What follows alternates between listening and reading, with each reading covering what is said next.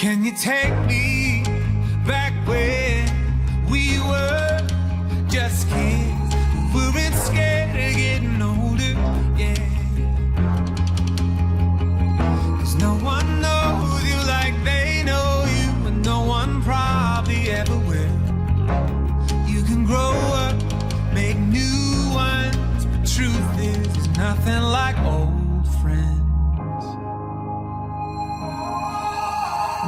'Cause you can't make old friends. Yeah. Can you take me back when we were just kids who weren't scared of getting older? Yeah. Now I've got some good friends now. Welcome to the show that has little to no meaning and makes little to no sense. It is the show where you can expect the unexpected. This is Nonsensical Talk, on the air and in the cloud. Those crazy hosts will talk about anything and everything. And now, from their home studios in Middle Tennessee, here is your hosts, Alan Robertson and Joey Smith. All right. Well, Alan, I'm ready for this. Hey, Joey. It's show number 5. It's November. Alan and I went up to Hopkinsville, our hometown, had lunch, went to the Trail of Tears, got to see Chief White Path's sculpture and Fly Smith's sculpture. We got to talk with the folks there at the Heritage Park for the Trail of Tears. And Alan, it was a great day. Great day, Joey. Great day. And you're talking about those sculptures. Remember, that's Steve Shields, one of our, we'll call him one of our own because he actually moved to Hopkinsville in 1970, which was a great year for Joey and I because that was the year that we were born. But anyway, so we going over what we were at the Commemorative Park there. They do the powwow in September, and we'll get into that on the conversation we had with Kristina, and she's going to talk a lot more to us. So, Joey, let's go out to Hopkinsville where we did our first recording at the Trail of Tears Commemorative Park.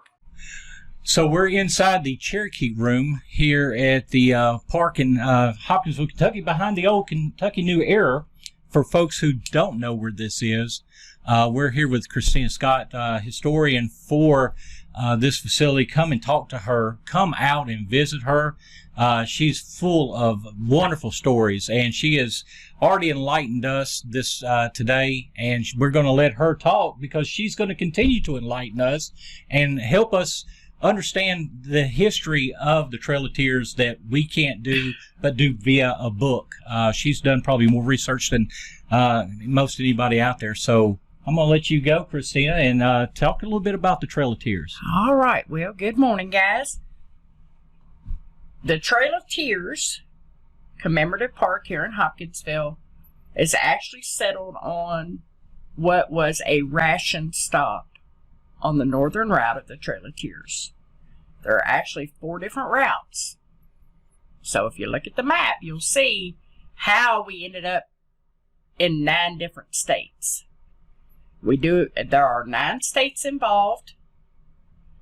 And like I said, Hopkinsville was a ration stop. As they crossed the Tennessee border into Kentucky, they came through Guthrie, Kentucky, and ended up here in Hopkinsville. From Hopkinsville, they went on to Princeton and went on through the states. There were over 10,000 Native Americans on this property in 1838. But what happened here in November of 1838 that makes our spot a little special, Chief White Path passed away here. And Chief White Path was leader of the traditionalist Cherokee, and he became very well known for his politics.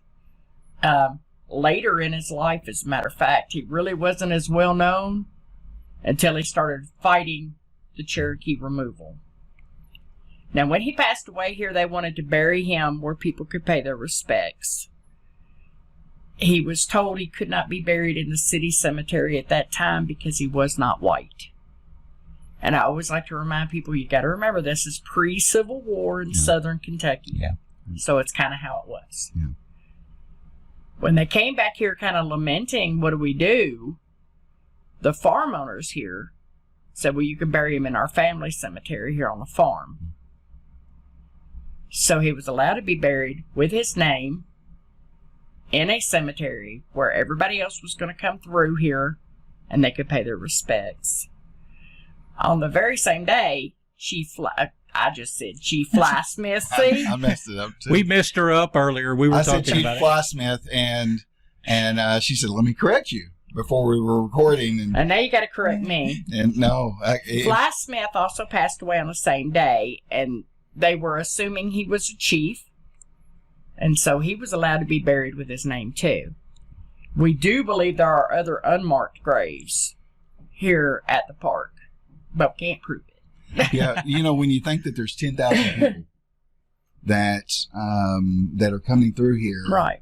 and that we only know of 2 that died in that 24-hour period, statistically, there Right. probably were more. And there have been studies where people have said others are buried here, others were born here.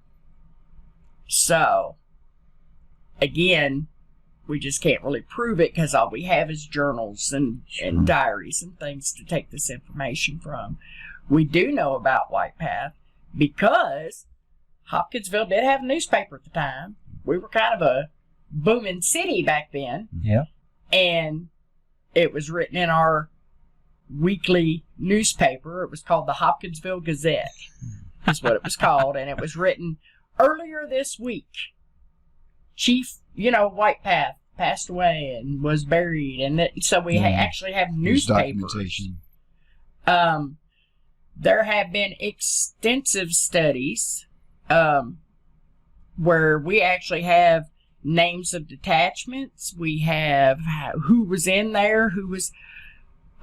White Path was considered a co-conductor and was allowed to ride his horse.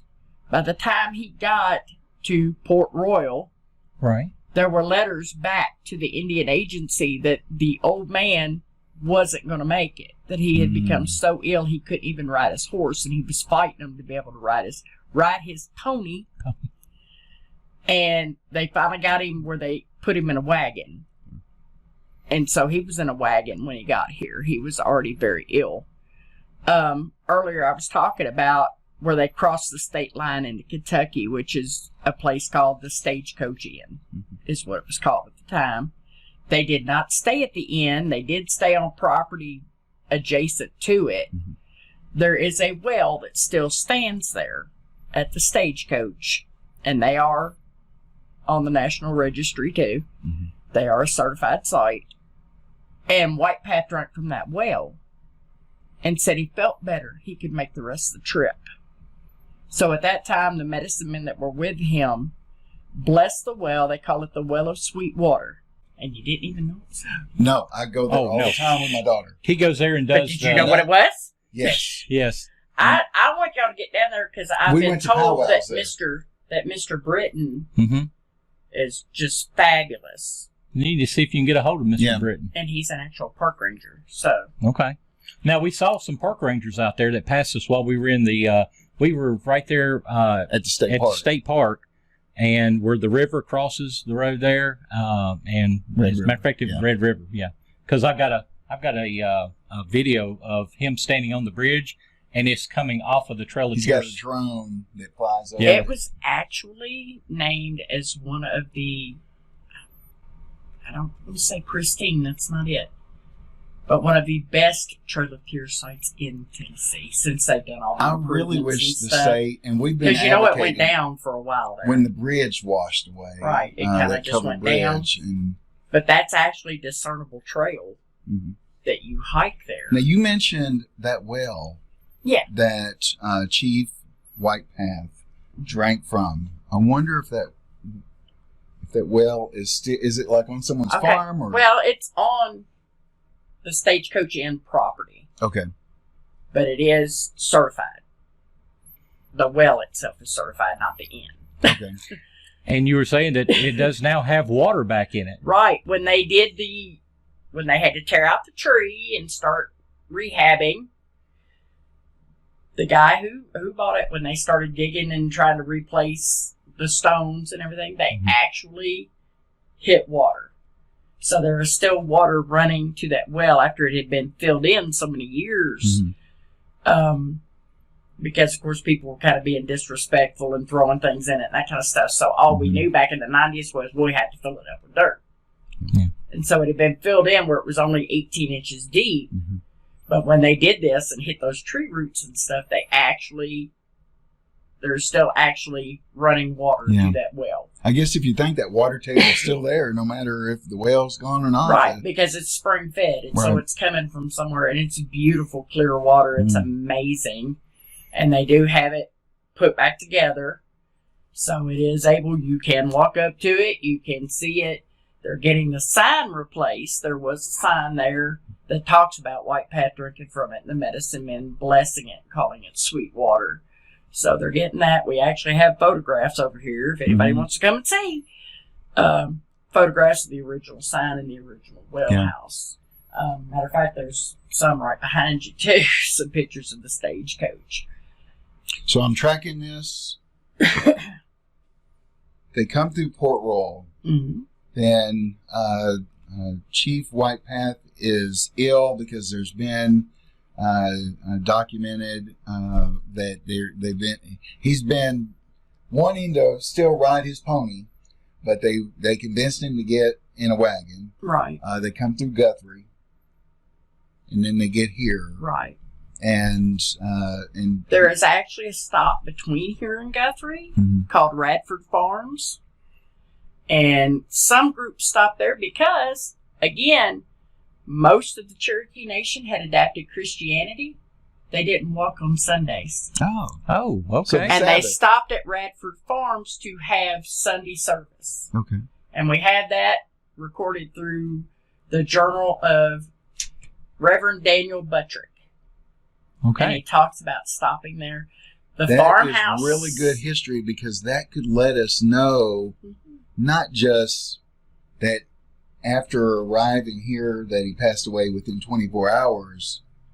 More than likely, it might have been 24 hours from the end of Sunday or Monday. We actually know that White Path lingered on this property about 3 days. Okay, so 3 days. His group left him and let the groups behind You know start why I'm taking getting care. 24 hours? Where are you getting 24 hours? Fly Smith and Chief White Path died Within 24 hours of each other. That's what I'm getting. But this is how we know that White Path lingered here. Because of having records of the detachments. Fly Smith was 2 detachments behind. Oh, so he wasn't even on the same detachment. So they were not the same group. They didn't even know each other. And that makes sense. When you have 10,000 people. Right. They didn't even know each other. The one in the front and the 10,000 person didn't arrive at the same time. Right. The groups came through, 2 to 5 days between each other. Okay. And we know this. Fly Smith was this many detachments behind White Path.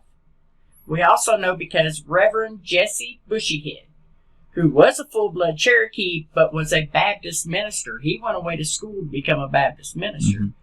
He was in Fly Smith's detachment. Okay. But he was also friends with White Path.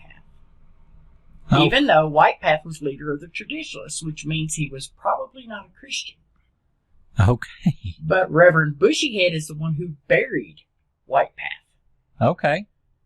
So, see, here we are. We were talking earlier about societal, you can't do this, you can't do that. Here we are, 2 totally opposite men who were friends. Right. And so he kind of made sure that White Path was covered all the way around. You're getting the Native American side, but I'm going to make sure you got a Christian burial too, like it or not, to be sure you're covered. Right. But he went to school to become a Baptist minister. A lot of people don't realize the education level of the Cherokee. John Ross, who was our principal chief for like 40 years, actually was a Harvard graduate. Oh, goodness. He was only 1/8 Cherokee, but he became our principal chief. Right. This blood quantum that they do now really didn't. I mean, he was 1/8 Cherokee, but became principal chief. That's like being the president. That's over everybody. But he was a Harvard graduate. That is pretty much owned Chattanooga, Tennessee, as far as that's concerned. He and his brother had a shipping company.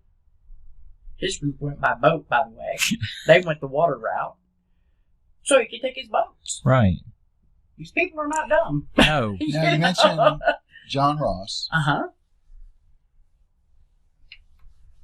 Some of my readings and just watching YouTube videos, there was some of the tribe consider themselves siding with John Ross, and then the other side of the tribe. Can you explain some of that? Well, I mean, just like any other government, we had people that were like, okay, we're leaving. Matter of fact, we have several groups that left before the actual trail took place. Then you have the treaty party, which these were not so good guys who took money from the government and then took off. Now, is that that's what I was thinking at, that there were some folks who signed with John Ross of really trying to go the legal route of fighting this, and winning in court with Judge Marshall, and they went all the way to the Supreme Court and won their case. And, I always feel like I want to say Judge Judy, like take them to court, and that's what they did, because then again they lived as the Anglos. There was this treaty group that went and signed something. Yeah, these rotten behind everyone else. John Ridge, Major Ridge, Elias Boudoir, whose real name was Buck Wadey, and then one of the other Wadeys. There were 4 of them. And do you realize that in June of 1839, this is after everybody had gotten where they're going, all of those men, 3 of them, John Ridge, Major Ridge, and Elias Boudoir, were all 3 killed on the very same day, at the very Alan same was time, telling me this. in 3 different places. Yes. My Alan mother said, used to call it the those- Cherokee Mafia. Yes. Because I think those treaty guys ended up dying pretty soon. And it was June. The last group got there in March. June, they were all killed. One was hatcheted, one was knifed, and one was shot. The other one was like away in Arizona or something. He went so they didn't catch him. But they were in 3 different places at the same time of day, on the same day, killed. That, yeah. Kind of coincidental, and nobody ever said a word. It was like they never found anybody who did it. Nobody ever claimed it. Nobody. Well, you said that they were their took own out a police. hit on them. They were their own police. So those were bad guys. Oops. how did the Cherokee Nation that sided with John Ross,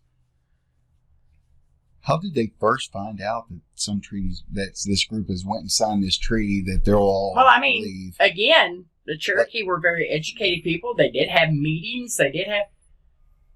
I'd hate to be that person and go, "Hey, we signed a treaty yesterday." Right. I don't think they did, because really they took off. Or did they went out leave, west, and then the government just showed up? Pretty much the way I read it and understand it. Yeah.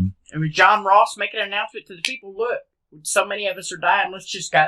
Yeah. Let's just go, and we'll fix it after he calms down. Because you have to realize Andrew Jackson built 15 stockades on the Georgia-Tennessee state line and one in Fort Payne, Alabama.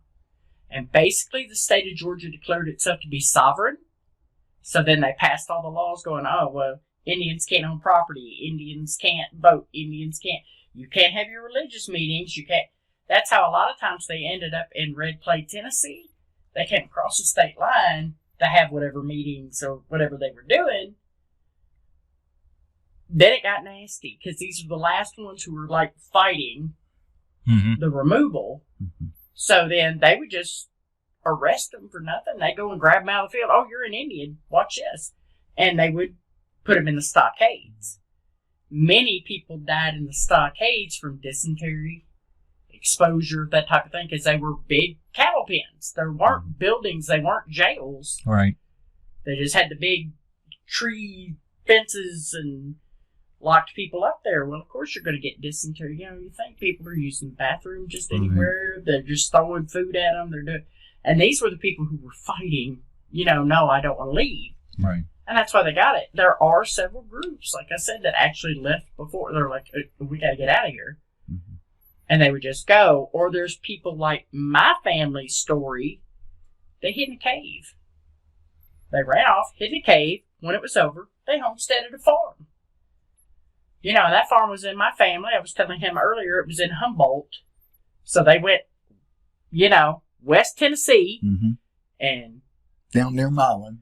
You know, yeah. And had a cotton and hog farm. That was in my family for over 100 years.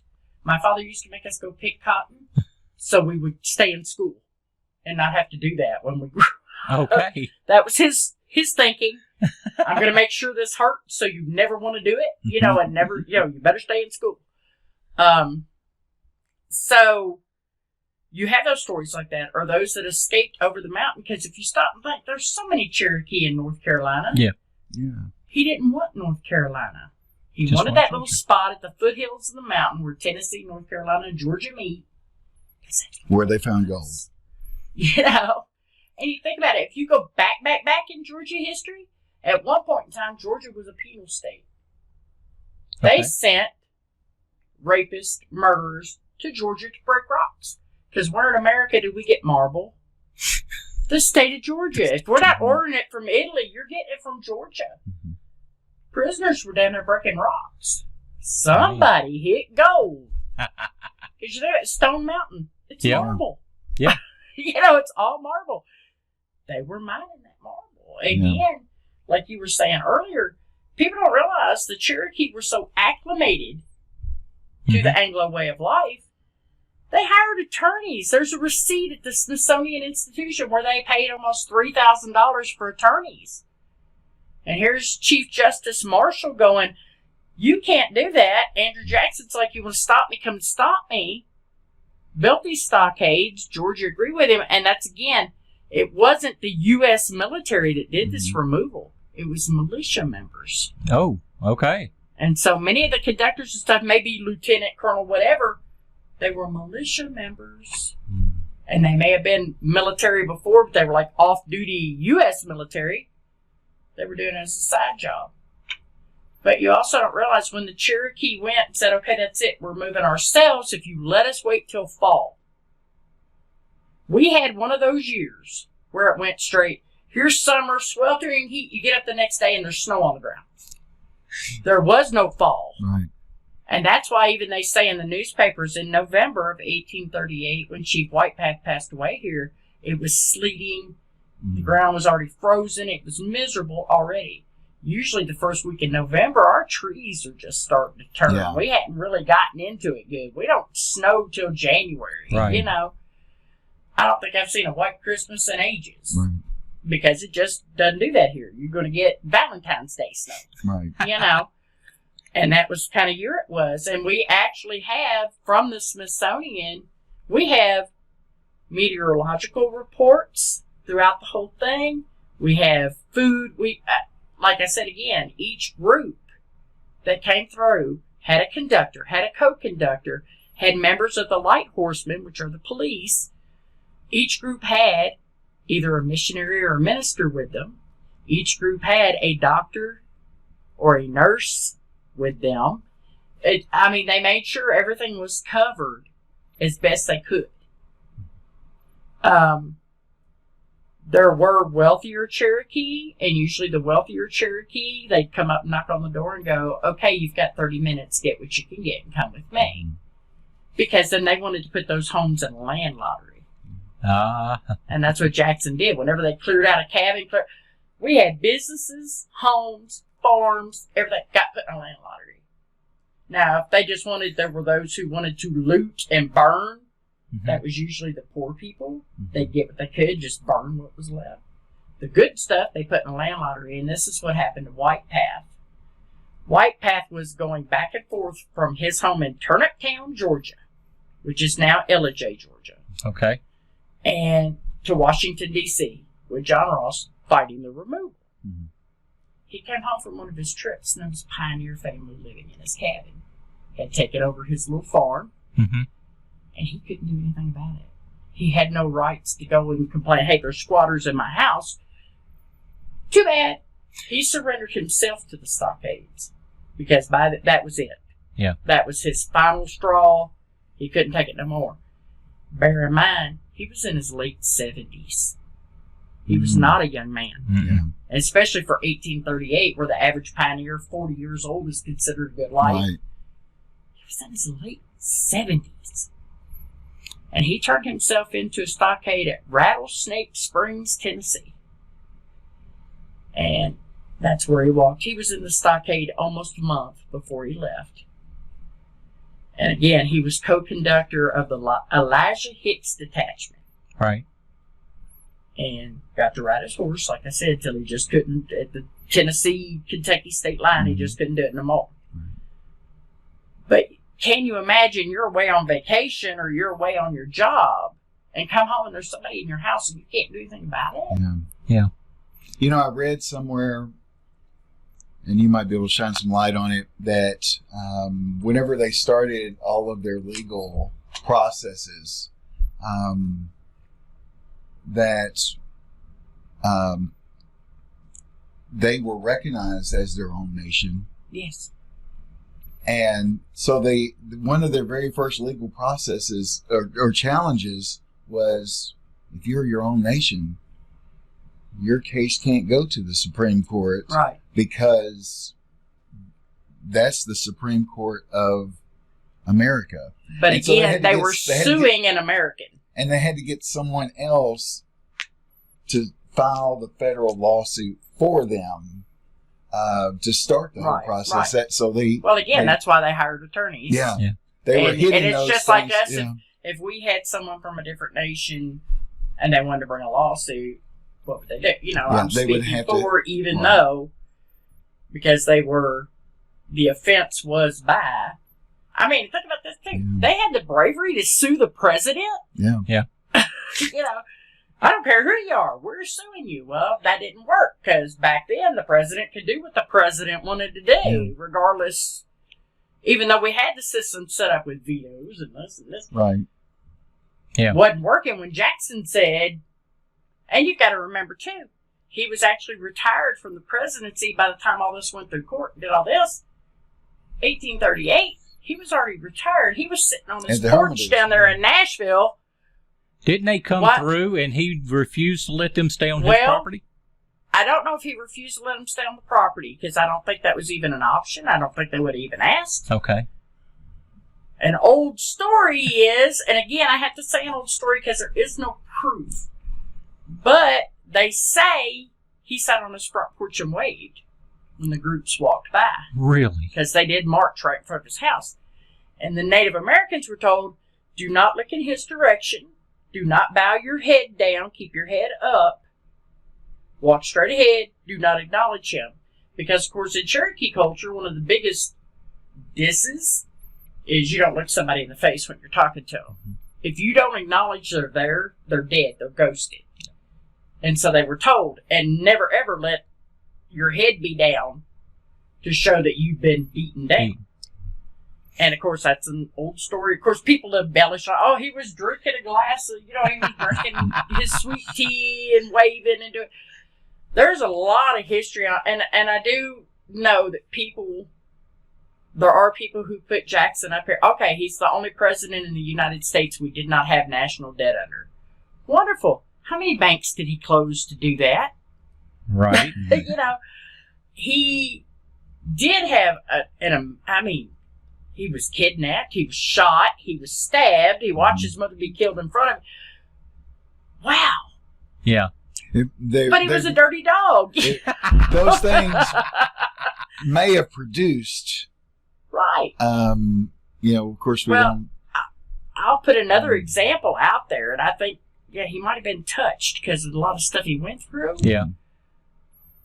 Dragon Canoe, who was a Chickamauga chief, which Chickamaugas are a branch of Cherokees, and we're talking way, way back.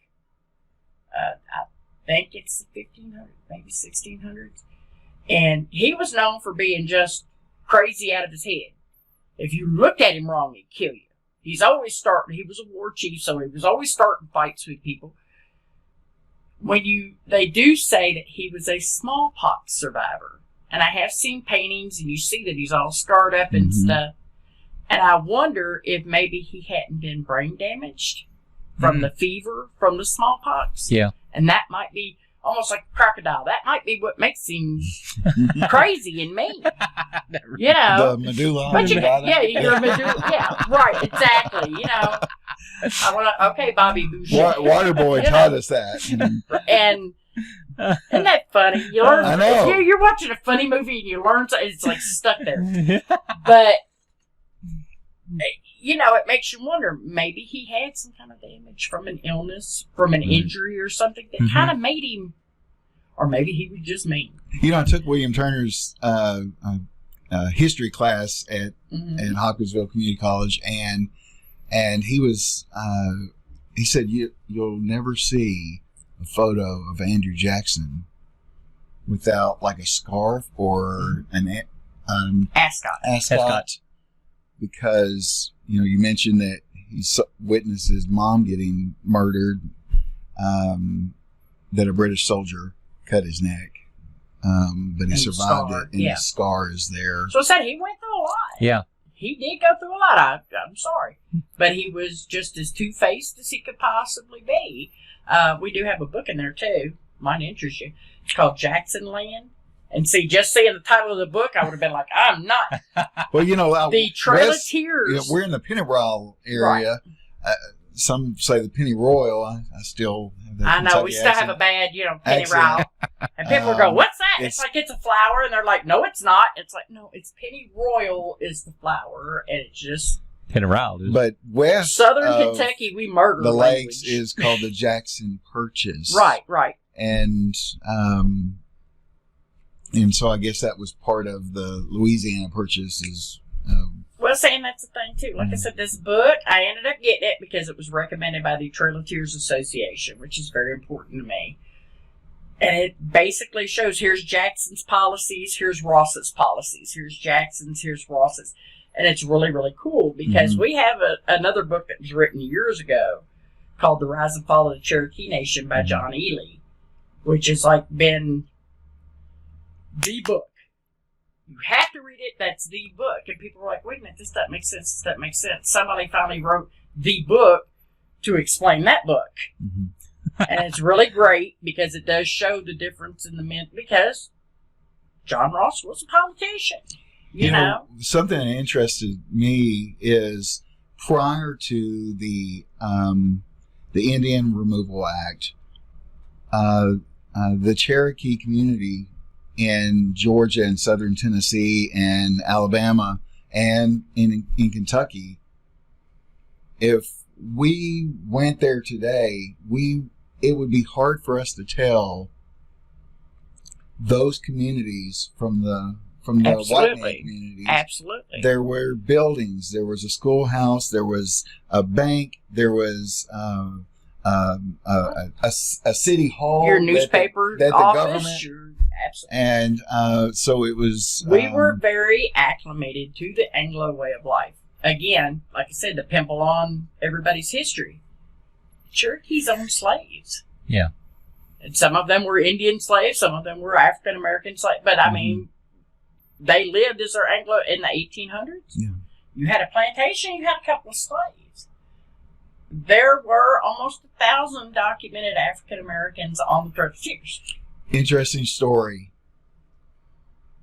And you were telling us about this earlier, that some of the descendants, I'll let you tell it. Again, after the Trail of Tears, and everybody arrived by 1839, well, of course, then 23, 24 years later is the Civil War. Yeah. The blacks actually fought with the Cherokees, mostly on the side of the South, during the Civil War. But then when they were emancipated, John Ross again, he was probably one of the most famous Cherokee chiefs, made them Cherokee Nationals to reward them for their service. And to this day, there's a group in Oklahoma called the Black Cherokee, and they're descendants of those Cherokee slaves. They are by law, here it is, 2021, they are by law Cherokees. They run for position, elected officials. They vote in all the elections, any kind of scholarships, anything like that, that a Cherokee would get, they can apply for too. And to this day, however many years, I don't do math well, they are considered Cherokee nationals. So it's amazing to me that my own culture, my own background, still recognizes. And I will tell you, honestly, 2 years ago, there was a court battle because all of a sudden, some people in Cherokee Nation were going, okay, we've paid you enough. You don't, that's it. We want to stop this. And they went to court, and the Black Cherokee won. Yep. So they are still, by law, Cherokee. It's just so, when we're looking for those stories behind the stories, Right. It's just interesting to see that a lot of negativity that's happened and then something positive happens where Right. a group is grafted into being inclusive and included. Well, I will tell you. I'm going to tell you another little backstory. The Cherokee Phoenix, which is our newspaper, Elias Benoit, one of the bad guys in the Treaty Party, is the one who started the Cherokee Phoenix. Mm-hmm. Where he got the name Elias Benoit, he went away up north, and the guy who taught him how to print, how to use a printing press, how to make a newspaper, his name was Elias Benoit. So he took on his name just like indentured servants. Yeah. Which, see, we had indentured servants, too. Yeah. And he went away and basically was an indentured servant for this guy, learned how to make a newspaper. When he came back down to Georgia, he started the Cherokee Phoenix, and that was 1828. Yeah, 1828, so 10 years before the Trail of Tears, he started the Cherokee Phoenix. The first Cherokee Phoenix was printed in Cherokee and English. So if you think about it, most Cherokee, even at that time, were at the very least bilingual. Every home got a copy of the Cherokee Phoenix. This is 2021. You can still get a copy of the Cherokee Phoenix. It's still in publication. All you got to do is go online and order a copy of the Cherokee Phoenix. You get it online or you can get a paper copy. Okay. So yes, the newspaper is still in publication today. Well, some of the interesting stuff that you also said earlier was that they didn't live in teepees. They lived in houses. No. I was, when you were talking about White Path and Chief White Path and his location where he left and came home and his cabin was taken over, I believe that cabin's still standing today. It has been moved. Right. But it does still stand today, and they do have it as a little museum. And that's, I do have a picture of it over there. That little... You've got to come down here and see all of the pictures. You've got to come here. I mean, if nothing more, just to walk in to see the history of the Cherokee everything. had absolutely no reason to live in a teepee. Right. They were farmers. They were hunters and gatherers. They built homes. Before we had log cabins, we had little huts. We had teepee. The whole point of a teepee is the fact that you can move it. Right. It's mobile.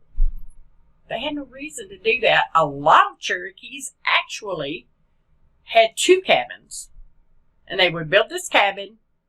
A couple miles down the road, they'd build another cabin. But that was all their property. And they'd farm this one for like 2 or 3 years. Then they would move to their other cabin and farm that property for 2 or 3 years. So they were really already like rotating crops. Yeah. That is without letting realizing, that soul- but you gotta letting that let soul you rest. gotta let the earth rest. Yeah. A lot of people, the same reason why you wear moccasins. You could feel the ground under your feet. You always have to be able to feel Mother Earth under your feet. Okay. And she'll tell you, I need to rest, or I'm ready, or you just know those things. Again, my personal opinion is that hunger would have been the worst part on the Trail of Tears. Because we're from the southeast. There's always something to eat. Right. There could be 3 foot of stone on the ground, and there's still a squirrel going to run across your yard. You could catch crappie any time of year here. Yeah. There's always mushrooms growing on the bottom of a log in the woods. There's always something to eat. Yes. Then you're going out there. Think about it. That soil is totally different. We didn't know how to farm anymore. People are moving their houses. Now we got to learn how to move out. So they actually built there in Tahlequah. They started putting up regular houses. Well, these Western Indians had never seen them. Why are these Indians? You could think the cultural shift and shock Right. Because also another cultural shift that people don't think about, we had pretty much, Christianity was a new idea. We were matriarchal before they took on Christianity. Okay. That makes you patriarchal. So they're having cultural shifts within themselves. Yeah. Because even to this day, we do still have female chiefs, but back then we had female chiefs. Mm-hmm. We had a position called beloved woman, and that's above the principal chief. She's above everybody. Okay. And another theory is that possibly the Powhatans may have been matriarchal, and that's why when Pocahontas told her daddy, "You can't kill John Smith," that's why he stopped. Because if you go against beloved woman, penalty's death. I didn't know. Oh, That's yes. wild. And that's just a theory. Like I said, I have Ellen no, and I and I kinda don't have know a about- background in history, but I think about things. Yeah. It's kind of what happens. But it's a theory. If they were matriarchal, and she said you can't do that, it doesn't matter if she's 12 or if she's 55. You don't can't. go against beloved woman.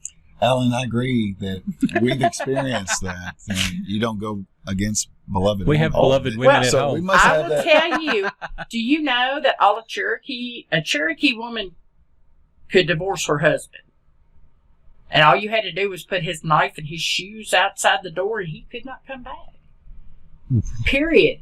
I used to do that to my husband all the time. I'd put one of his slippers That's outside. quick claims court right there. Well, I'd put one of his slippers outside, and then he said he knew he better go get, takeout or flowers or That's one step candy close.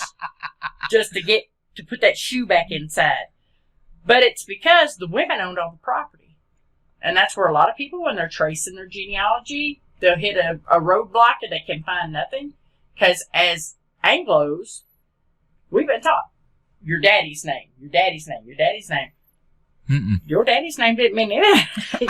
That's why we also kind of hate the term Cherokee princess. We weren't a hierarchy. Yeah. Chief is an elected official from way, way back. You weren't born and the medicine men go, ooh, you're now going to be raised to be a chief or this, that, and the other. Right. They may pick a boy and go, boy, you're special. Doesn't mean anything. He has to be elected as a chief. So there was a democratic process Absolutely, even back in then. the Cherokee Nation. And so being the chief's daughter, well, you better behave because people know who your daddy is, but it doesn't make you special. You got to run for your own position. Right. And so people have that misconception, that Hollywood ideal. Oh, this is how this happens. And I really do not like it when people come and say my great-great-great was a Cherokee princess. It just kind of eats me. Cherokee princess, yeah, we do use that term. It's a beauty pageant title. That's all it is. Yeah. But people have that misconception and they were raised with that. And it's not, again, as we said earlier, I prefer to educate people, not get angry And of course, they at just people. didn't know. Right, they don't know. They've been told that. Right. We also get a lot of people who come in and they did the DNA thing. Oh, but they were Cherokee, and I know they were, and I understand. My husband was one of those. And when we did his genealogy, he was brokenhearted that he was Irish through and through. But, Granny was dark skinned and Granny had dark hair. Well, farmers really had the same culture as the Cherokees did. Yeah. And they lived amongst each other. So she may have even thought. Also, the Cherokee practiced adoption. Oh, okay. Really, really big. I mean, everybody was included. We were a very inclusive society. So if there was a foundling in the woods or there was a battle and then the child did not, the parents were dead, they would take them. And one of the clans, the long-haired clan, that was their job. And they take people away and they teach you all the laws, rules, and everything in Cherokee. And it's almost like waving a magic, okay, now you're a Cherokee because you promised to live this way. Right. So that person 100 years ago, 200 years ago, may have been adopted in, and they have no idea they're not Cherokee by blood, so they passed it down. And if more people accept that hey, and we always laugh because at our powwows you'll see blonde hair, blue-eyed Indians. Somewhere down the line, there was an Irishman in the woodpile that got adopted in and doesn't know they're not Right. a Cherokee. Yeah. So there's so many Again, I could talk days because we could go over the 7 clans and what they did, what their jobs were, or the fact that, again, you can look around here. I'm looking past your shoulder. There's a stickball game. Stickball was actually originally called Little Brother to War because the Cherokee did not like fighting other Cherokee. They didn't want to kill another Cherokee. So if a village and another village were having a land dispute, or that's my cow or that's my wife, they'd play a game of stickball. Now, at the time, stickball was a very dangerous game. Like, if you fell and broke your leg and they wanted to run on top of you, well, that's just tough. Yeah. You know, it didn't have... Today, it's a more organized, civilized game. But back then, whoever won the stickball game won the dispute. That is very interesting. And that's the first stickball game was between the 4-legged animals and the birds.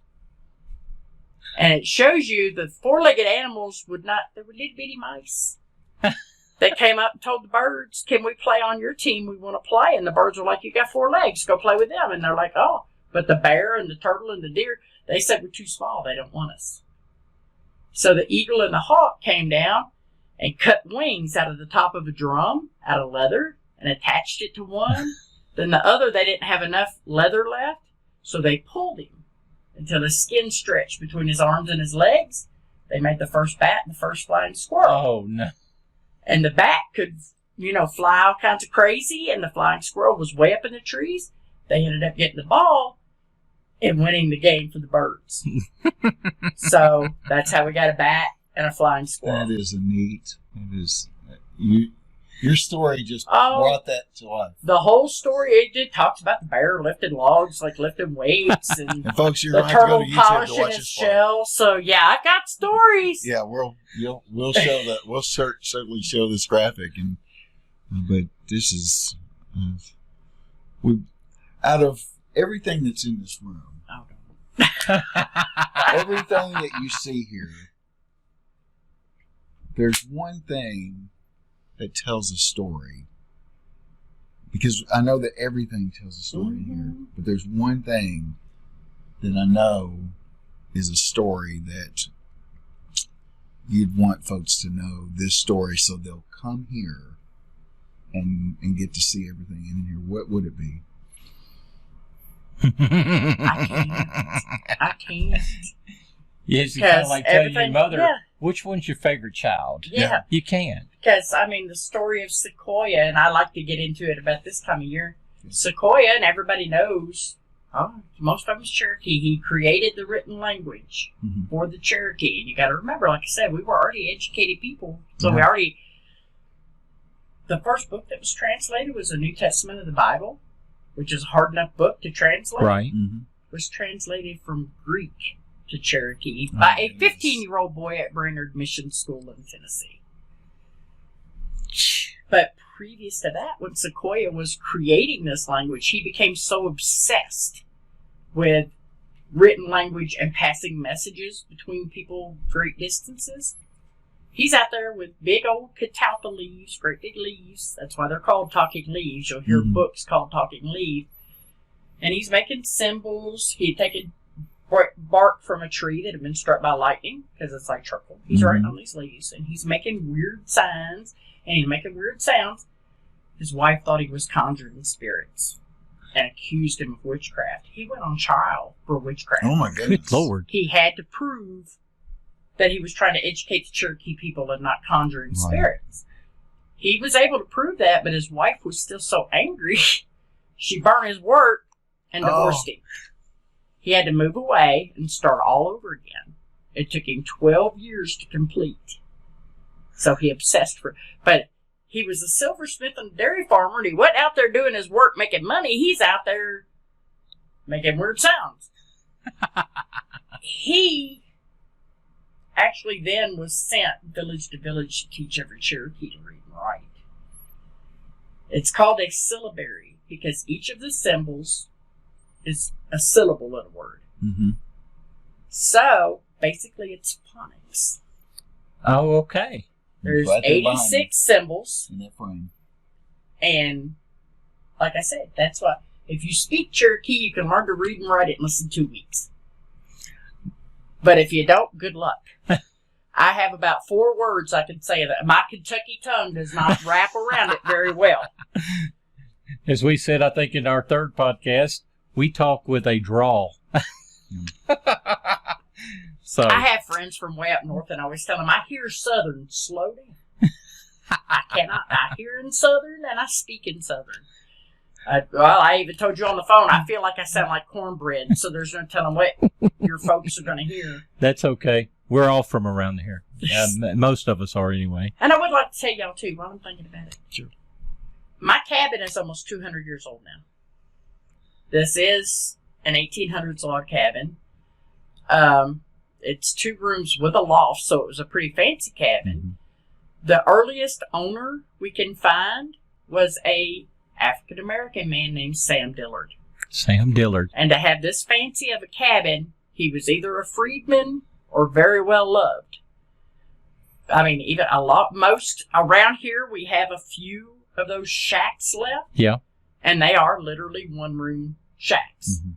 So this was pretty fancy. Well, just this last podcast, we were in a 1-room shack, the one that was built on the Bell property that was moved up there, and we were actually inside of it, and I mean, it's nothing as nice as this. Yeah. I mean, this was really, Well, we did move it here from a community about 17 miles out the country called Julian, and we moved it here in one piece on a semi-truck. We didn't even disassemble it. And we had volunteers that came and re-roofed it, re-chinked it, built the cabinets. These are actually the original fireplace stones in it. We have a couple of real foundation stones under it. And we've been blessed that it's stayed right here, and it's happy here. I love it. There are actually 3 different types of hand-hewn logs in this cabin. And you can even see when you look at it, the hew marks where they axed it. Yeah. Also, you guys, I'm sure noticed because you're both kind of tall. The doorways are only 5'8". Yes. The average pioneer man in the 1800s was 5'8", and that's how they measured their doorways. But if you went into an 1800s Cherokee cabin, the doorways would be even lower. And it wasn't because they were shorter; it's because you had to come in bent over so you couldn't wield a weapon coming in the door. Okay. Interesting. So that's why if you look at a real old, now ours has been kind of changed to have bigger windows and that type of thing. But an original cabin would have had lower doorways, and it certainly wouldn't have had big windows like this. This is just a wonderful place to come. I don't know, all the years living here in this area and going over all of my senior year in high school in 88, going to the Kentucky New Era, I never looked right. Never looked right. And it's right here. Well, and also back then in 88, we were just a cedar thicket. Yeah. Nobody wanted this property because of the flooding. Mm-hmm. The New Era actually owned half, and the Morris family owned the other half. Mm-hmm. Well, way back when, it was 1987 that Ronald Reagan named the Trail of Tears a National Historic Trail and demanded it be preserved. We already had the documentation because of the graves. Right. And some very smart people, Miss Beverly Baker being the one, she was the one, got it all submitted, did all the footwork, and Ronald Reagan actually named us the very first certified site on the whole Trail of Tears. Awesome. Which I feel like Christian County should be more than proud of. Very much. Because there are now 73 sites in 9 states, and we were the very first to be certified, named by Ronald Reagan himself. If you look up the bill where he named the Trail of Tears a National Historic Trail, Hopkinsville is named in that bill. That is awesome. That is awesome. And once that started, we hit the ground running. Again, I like to tell people, be sure we are absolutely free. We work strictly on donations. I am a volunteer. The only thing we ask is be sure when you come, you sign that guest book so I can send those numbers into national parks at the end of the year. Hey, we had this many visitors. We had this many, even foreign countries. And I add up these numbers every month because, of course, our Trailatiers Association uses that too. And if anybody's interested, we do have a Trailatiers Commission, and that is a volunteer commission. We meet second Tuesday of every month and discuss things like our powwow. Our powwow is our fundraiser for the year to pay the taxes and Now, insurance. the powwow, Mhm. is it still happening at the fairgrounds? No, sir. We've had it here on this Okay. property for 30 years. now. Okay. Where you been? Well, I've been Our to... very yeah. first, I think, 3 powwows Yeah. were actually over at the rec department by the fairgrounds because we didn't have this park Okay. yet. That's the reason. And I think we're on our 36. I think this past year was our 36th year. The only year we did not have it was last year due to the COVID. Mm-hmm. And that is, like I said, the first ones were to get the money to start this park. And that's in September. It's in September. The weekend after Labor Day is just the easiest way to remember it. It's Okay. always the weekend after Be Labor sure Day. to get down here for that. And we usually, in October, have a little event here at the cabin, which is called Atahuna, which is Friendship Day. And it's supposed to be like your fall, seeing all your friends, saying goodbye, we're fixing to go hibernate. We did not have it this year due to the passing of our commission president. Yeah. Which struck us pretty hard. But we'd like to invite anybody who wants to try for the event. You can either come and talk to me. Again, our Christian County Tourism Center is right on the same property, and they love to push me up. Oh, well, let me call Kristina, and she'll be right over here. I do enjoy volunteering, and I do it as a way in remembrance of my father, and then also of my mother, who did it for 20 years before she passed away, and I took her spot. So I've been doing this now on my own about 7 years since she passed away, 7 or 8 years. Well, And And we appreciate what you do. Yeah. Oh, and thank you. that stories are still being passed on, and that's one thing on our show. Al and I just do this as two friends that want to just tell stories so they're documented and. Well, And we we got, won't- and again, I have so many. I'm Yeah. telling you, I could start with the Come trees see- in the cemetery. come see I could Kristina. start with the plants that I make. Please. My grandson is my helper. Of course, one of my grandsons, he's 14. He does my tobacco out front. We I be saw sure the we plant tobacco out tobacco there. because I actually had somebody come to me once and they said they thought tobacco was manufactured. What? And it was like, how can you? I guess Welcome because to They're not Kentucky. from Christian County. and Yeah. I know they were from up north somewhere. Yeah. And I said, oh, no, let me show you. And again, if you look over here, you'll see this is Cherokee tobacco leaves. So you'll see how much smaller it is. I Yeah. do in the summertime, we plant Cherokee tobacco, then we plant Kentucky tobacco. Okay. Also, and I know farmers, my husband was a tobacco farmer. They come up, oh, you need to top those plants. You need to get those flowers off. And it's like, Get the no, red. Oh, I don't plant them to sell. to get suckers off. So you it. let I this. plant them because they draw hummingbirds. Okay. And there is a whole Cherokee story about the hummingbird saving the first tobacco.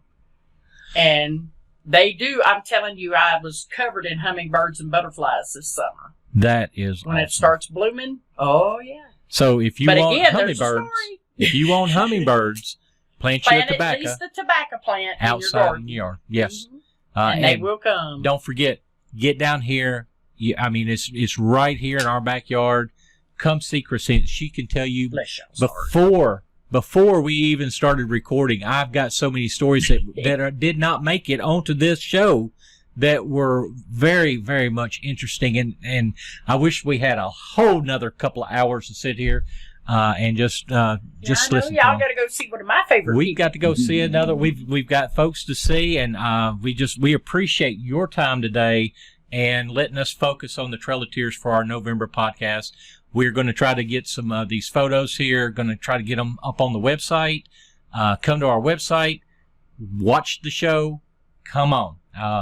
Thank And you. to let people know, if I'm not here or Mr. Richard is not here, just to go up to tourism because I'll be glad to let you in and give you a tour too, or call That is me if awesome. they think I'm just being sleepy and not getting out of bed. I am a volunteer, so I really don't have set hours, especially this time of year. Yeah. Our set hours are summertime hours. But I welcome anybody, and I love to come down here. I may have to bring a grandkid or two with me sometimes, but that's okay too. They like it too. And don't forget, this coming month of November, we got story time where Miss Scott. So far on Saturdays at noon, and everybody just bring a sack lunch, and I like to sit with the kids at my feet and tell them these wonderful stories. And then my sister will come and she'll help them make a craft that goes with that story, so they have a little souvenir. Get down here the month of November for the storytellers. Go to the website. All of their website is out there.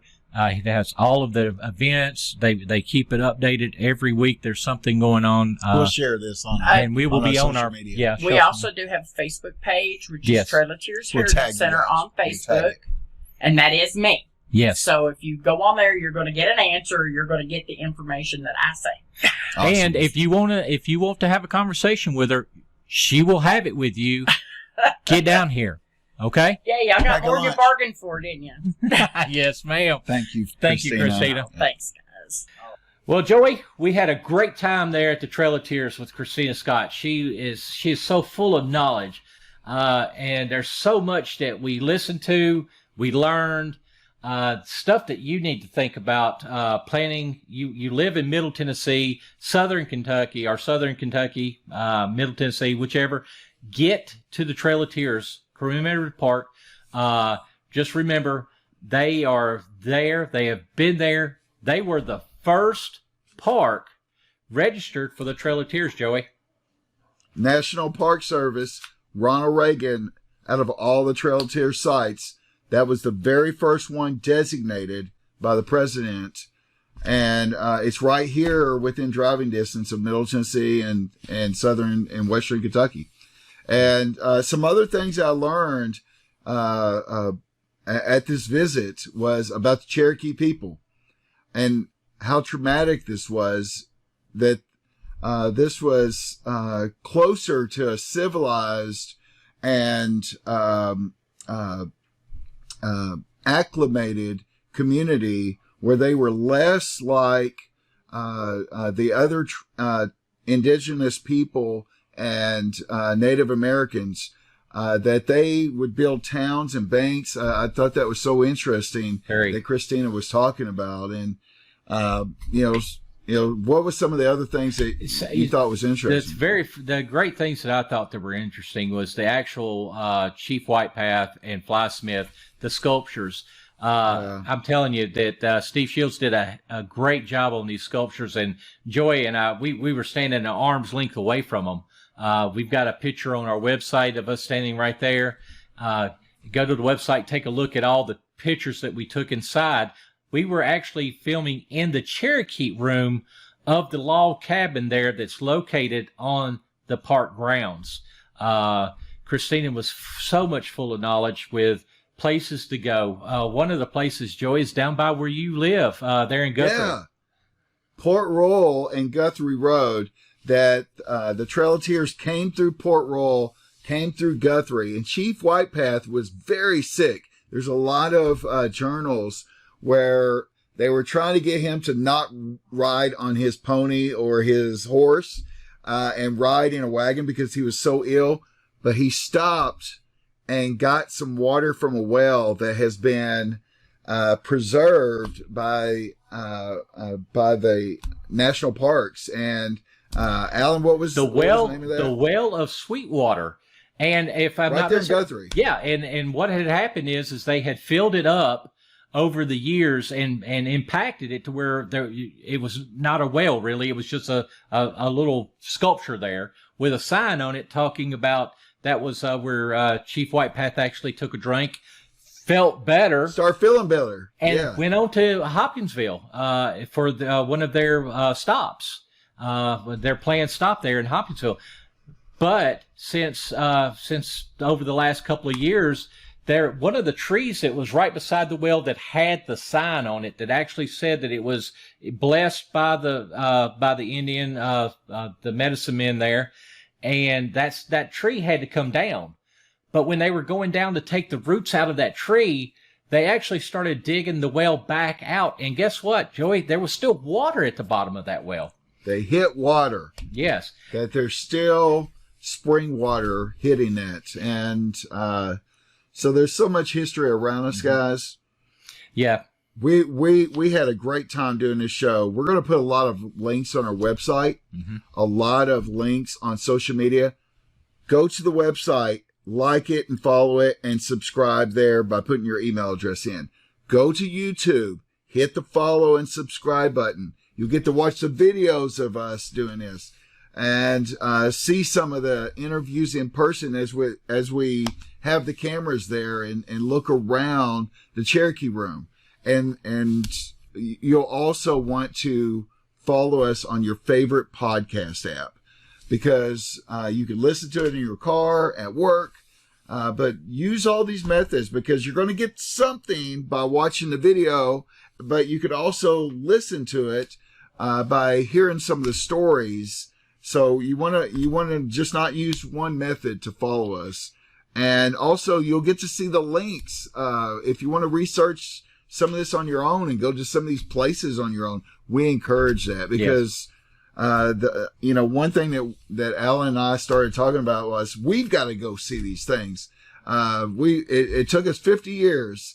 We got to be 50 years old before we started saying, hey, we've not been around the place within the 100-mile radius of us. Start trying to become a historian. Let's share this journey with all of our friends and followers. And we'll try it out, and you follow along with us, and let us know other places that we should go. Yes, and Joey, and we must not let the folks know about our shining moment at the end here, where we do the drone. What is it? The Michael Bay of our podcast. It's the Michael Bay of Nonsensical Talk. I was thinking, like Sky 5 with Leland Statham, hashtag News Channel 5. News Channel 5. Well, we need to, instead of Sky 5, our drone is called Michael Bay. Michael Bay. I like it. Let's get Michael Bay out and get some perspective. Yes. On this. And so we'll call it Michael Bay. Michael Bay it'll be, but don't forget at the end of this show, when we start rolling the credits here, you're going to see the credits probably start any minute now. But please go love everything that we've been to. Go to the Trail of Tears Commemorative Park. Like I said, Kristina Scott, she is loaded full of information. She loves to talk, and we love to listen to her. Ask her about some of the stuff in her in the cabinets there, and everything has a story, and there's a story for everything there. So it's a great place to go. Great place to spend a couple of hours. Walk the grounds. Go to the gravesite there. The only two that they know of that are actually named grave sites of the Cherokee Indians there in Hopkinsville. It's not far from the visitor center there, and be sure to go to their website.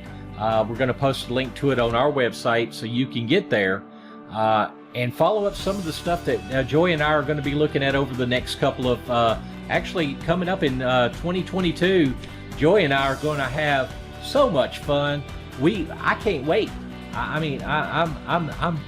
excited about the things that are coming up. Who would have thought that the first 3 shows we did, and then all of a sudden here we are as historians? Not yet, but soon enough. Get out. Thank you. Yes, get out for all of the kind words that you've said, and all the messages that you've sent us. I'll tell you what. We're so excited to just learn ourselves, and there's more in store. Continue to be kind to one another, and we'll see you guys soon. Very soon. Love y'all. Love every one of you. Thank you.